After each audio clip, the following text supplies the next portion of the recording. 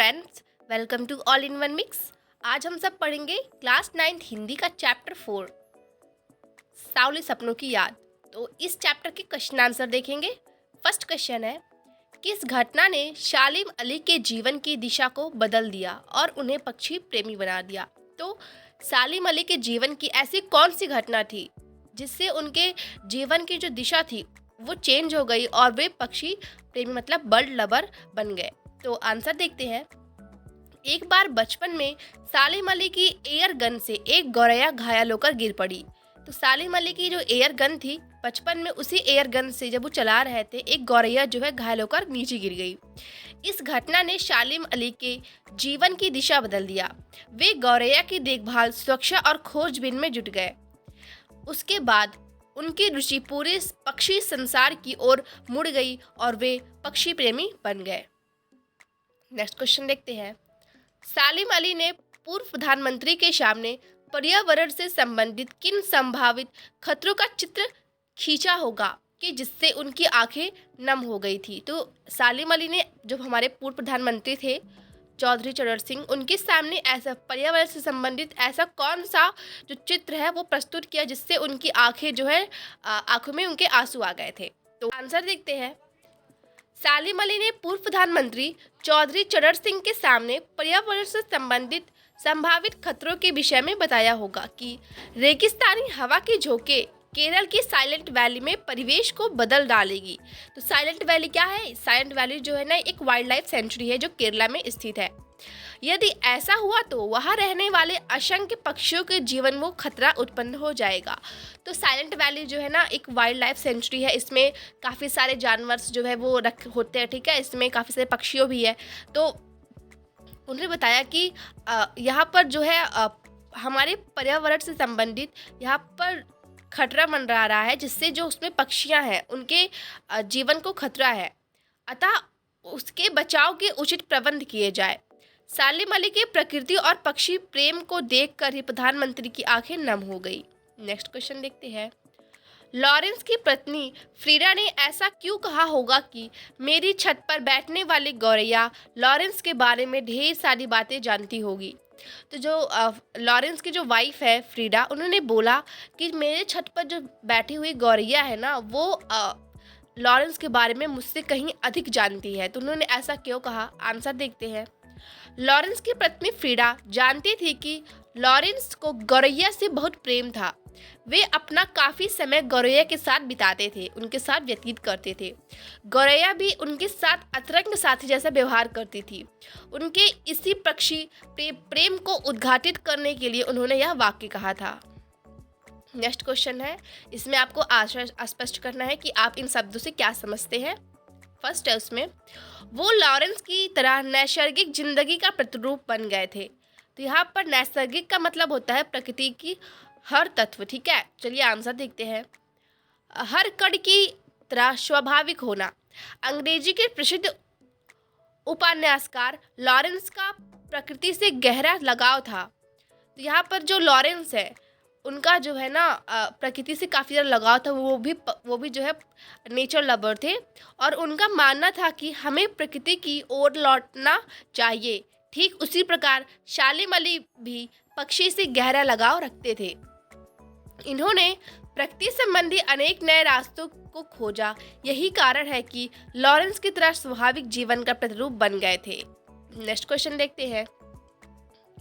कोई अपने जिस्म की हरारत और दिल की धड़कन देकर भी उसे लौटाना चाहे तो वह पक्षी अपने सपनों के गीत दोबारा कैसे गा सकेगा?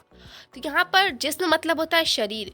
तो कोई अपने शरीर की जो हरारत है ना उसको देकर, या फिर अपने दिल की जो हमारा हार्ट है उसकी जो धड़कन है उसको अगर उसको देकर उससे लौटाना चाहे तो वह जो पक्षी जो है ना अपने सपनों के गीत जो है दोबारा वो कैसे गा सकेगा?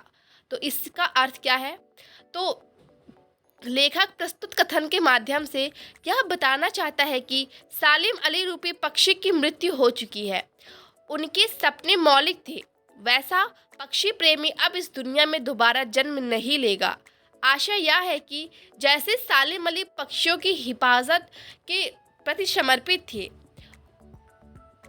वैसी कोशिश करके भी उनके समान किसी पक्षी प्रेमी को उत्पन्न नहीं किया जा सकता। इस कथन से पूरा तात्पर्य यह है कि सालिम अली जैसा इंसान पृथ्वी पर शायद ही कभी जन्म ले।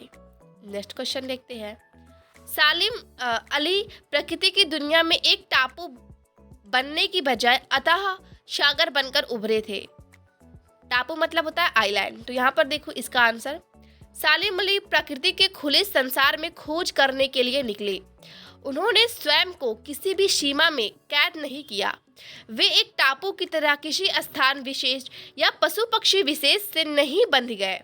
उन्होंने अथाह सागर की तरह प्रकृति में जो जो अनुभव आए उन्हें संजोया। उनका कार्य क्षेत्र बहुत विशाल था। तो यहाँ पर जैसे कि सागर की कोई सीमा नहीं होती है, वैसे सालिम अली है ना, वो जो भी अपना काम करते थे उसमें मन लगा के करते थे। उनके मन की कभी कोई सीमा नहीं होती थी। तो अनन्य मतलब होता है यहाँ पर बहुत बड़े नेचर लवर, ठीक है। और यहाँ पर ना वो एक वर्ल्ड विचार, मतलब जैसे कि इतना बड़ा विचारक कोई और नहीं हो सकता, शायद ही कोई ऐसा व्यक्ति हो जो पृथ्वी पर जन्म ले उनकी तरह। नेक्स्ट क्वेश्चन देखते हैं। इस पाठ के आधार पर लेखक की भाषा शैली की 4 विशेषताएं बताइए। तो सावले सपनों की याद नामक पाठ की भाषा शैली संबंधी विशेषताएं निम्नलिखित है। पहला, उर्दू तद्भव एवं संस्कृत। तो इस पाठ में उर्दू तद्भव और संस्कृत शब्दों का समिश्रण है। उर्दू शब्द का प्रयोग इस पाठ में किया गया, जैसे कि जिंदगी, परिंदा, खूबसूरत, हुजुम, खामोश, सैलानी, ठीक है। नेक्स्ट है, संस्कृत शब्दों का प्रयोग भी इस पाठ में किया गया है, जैसे संभव, अंतहीन, पक्षी, वर्ष।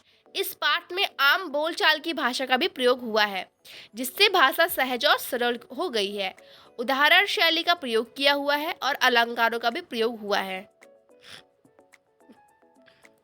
नेक्स्ट क्वेश्चन है, इस पाठ में लेखक ने सालिम अली के व्यक्तित्व का जो चित्र खींचा है उसे अपने शब्दों में लिखिए। तो आंसर देखते हैं। सालिम अली अनन्य प्रकृति प्रेमी थे।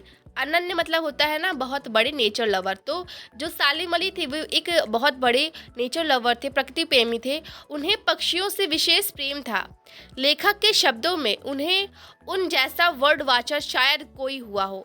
यहाँ पर वर्ड वाचर मतलब होता है इतना बड़ा विचारक कोई और नहीं हो सकता सालिम अली के अलावा। वे हमेशा आंखों या गलों में दूरबीन लटकाए रहते थे। उन्हें दूर आकाश में उड़ते पक्षियों की खोज करने का तथा उनकी सुरक्षा के उपाय खोजने का असीम भाव था। व्यवहार में वे इतने सरल, सीधे और भोले भाले इंसान थे कि जटिल आदमी हैरानी में पड़ जाता था कि क्या यही आदमी प्रसिद्ध पक्षी प्रेमी सालिम अली है। वे बाहरी चकाचौंध से दूर रहते थे। नेक्स्ट क्वेश्चन देखते हैं। सावले सपनों की याद शीर्षक की सार्थकता पर टिप्पणी कीजिए। तो आंसर देखते हैं। सावले सपनों की याद एक रहस्यात्मक शीर्षक है। इसे पढ़कर पाठक जिज्ञासा से आतुर हो जाता है कि कैसे सपने, किसके सपने, कौन से सपने, यूं सावले सपने क्यों हैं, कौन इन सपनों की याद में आतुर है आदि। तो इस पाठ में सावले सपने मनमोहक इच्छाओं के प्रतीक है। ये सपने प्रसिद्ध पक्षी प्रेमी सालिम अली से संबंधित है। सालिम अली जीवन भर सुनहरे पक्षियों की दुनिया में खोए रहे। वे उनकी सुरक्षा और खोज के सपनों में खोए रहे। ये सपने हर किसी को नहीं आते। हर कोई पक्षी प्रेमी में इतना नहीं डूब सकता। इसलिए आज जब सालिम अली नहीं रहे तो लेखक को उन सावले सपनों की याद आती है जो सालिम अली की आंखों में बसते थे। यह शीर्षक सार्थक तो है किंतु गहरा रहस्यात्मक है।